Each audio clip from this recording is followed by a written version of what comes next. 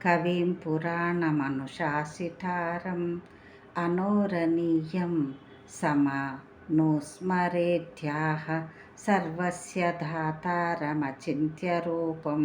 ఆదిత్యవర్ణం తమసాహ పరస్తాత్. 9వ శ్లోకము. అష్టమోధ్యాయ.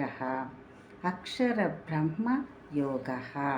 తాత్పర్యము: సర్వజ్ఞుడును సనాతనుడును అందరినీ శాసించువాడును అణువు కంటేను సూక్ష్మమైన వాడును అందరినీ పోషించువాడును అచింత్య రూపుడును సూర్యుని వలె నిత్యచేతన ప్రకాశరూపుడును అజ్ఞానాంధకారమును పారద్రోలువాడును అయిన సచ్చిదానంద ఘన పరమేశ్వరుని స్మరించుచుండును.